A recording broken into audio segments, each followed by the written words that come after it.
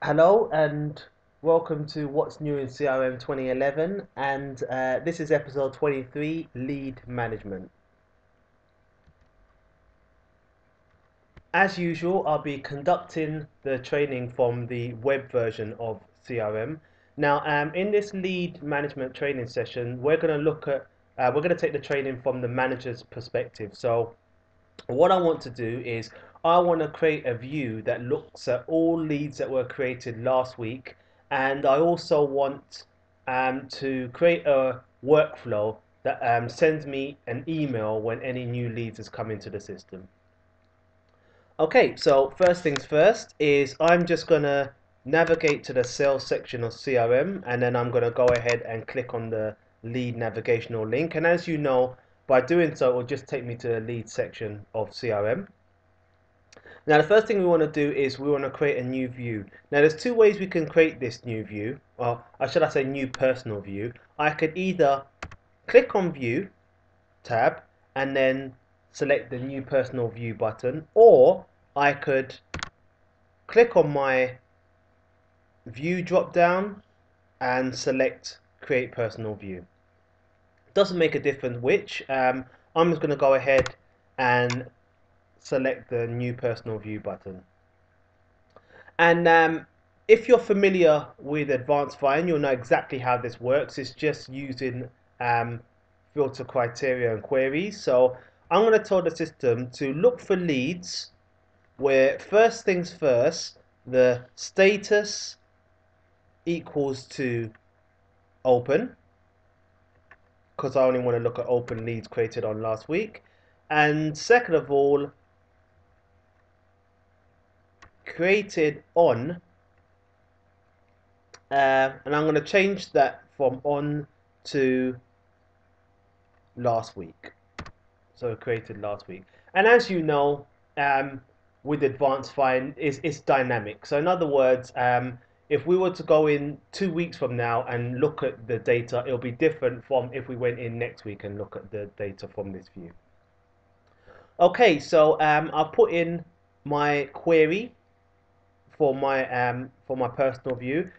Last thing I need to do is I need to change the columns that appears in my view, because there's specific information I want to see. I want to see who the owner of the lead is. I want to see if they put in the crucial information that I need, the email address, the postcode, and the telephone number. So I'm just going to go ahead and click on edit column here.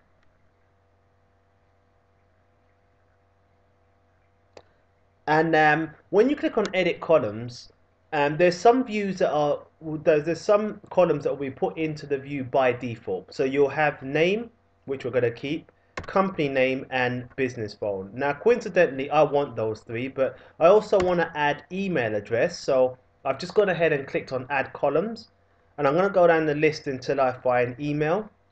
I'm going to go ahead and select email there.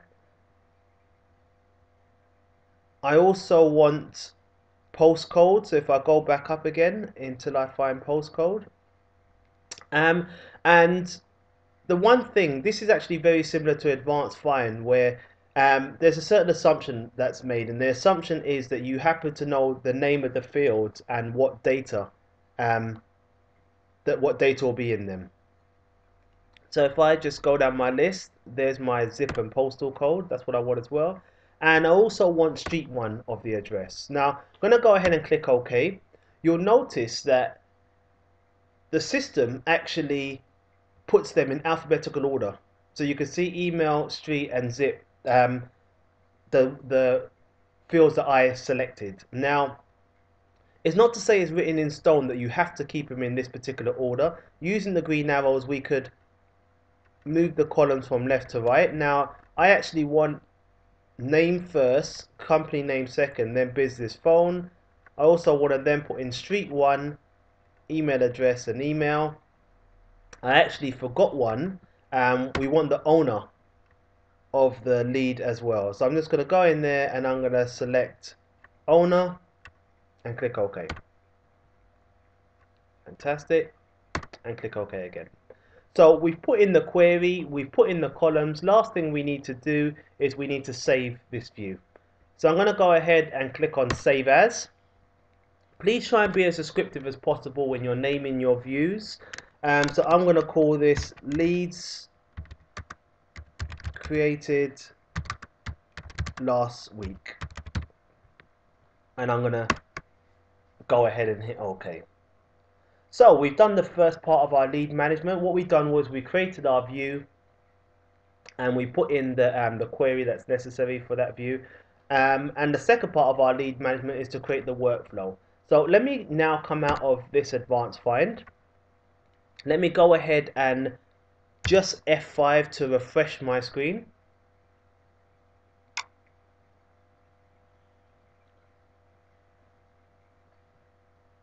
And going back into the lead section, if I now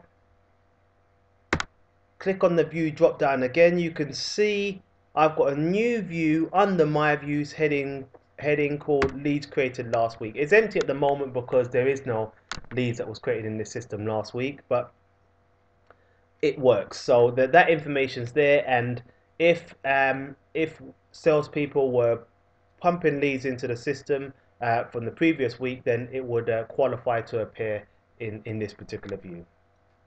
So now that we've created the view, next step is to create the workflow.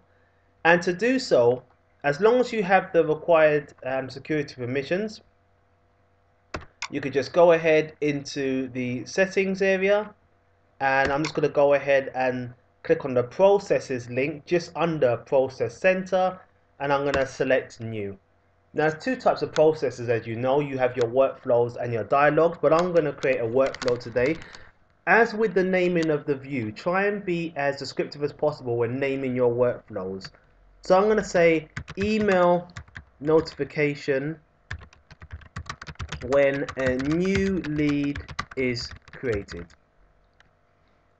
And the entity I'm going to select is a lead, and the category is a workflow. I'm going to go ahead and hit OK.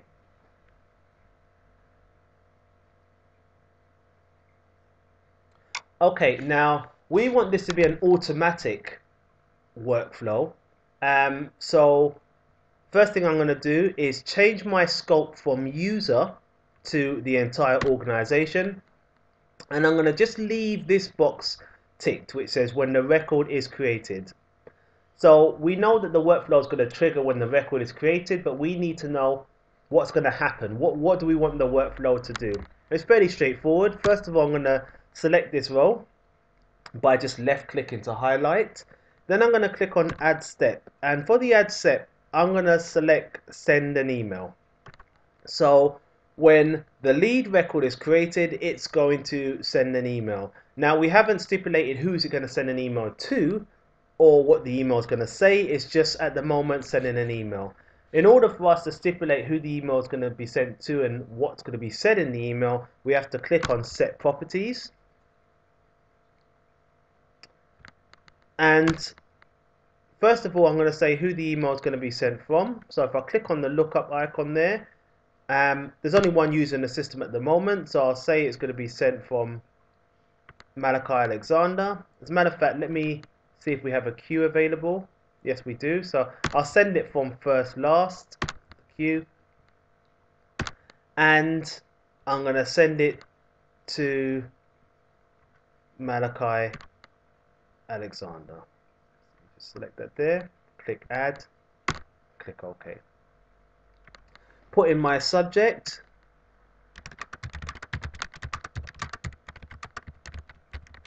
Now if I wanted to, within my subject line, I could just leave it as a new lead has been created, or I could actually insert a data field into that subject. So if I wanted to, I could put in the topic of the lead.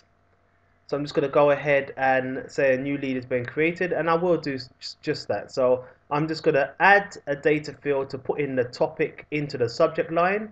So I'm just going to go down my list here until I find topic, click add, and click OK. And you can see there that data field has appeared. And now I'm going to just go ahead and say the following lead has been created And I'm just going to put a few things in here like the topic, the full name, the owner of the lead, and maybe the dates created. So I'll put those details in, and now last but certainly not least, I'm just going to go ahead and put in the data field. So first of all, let me go ahead and select topic again, click add and click OK. Now sometimes you'll find that when you're adding these, the data fields don't exactly appear where you want them to. Not a problem, because you could simply cut and paste them into the required position. So I've got topic in there. I'm just going to go ahead now and find the full name of the lead. See, so I'll just select, as a matter of fact, I'll select first name and last name, put a little space, and select last name. Fantastic. Put in the owner.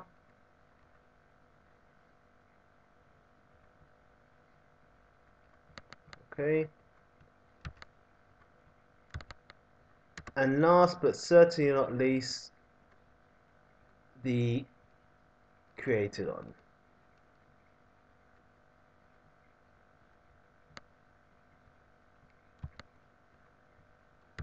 As a matter of fact, I'm going to add one more, and that's going to be created by. As you know, the created by and the owner is not necessarily the same thing. Someone could create a lead and just automatically assign it to someone else. So I'm just going to add the created by. Brilliant.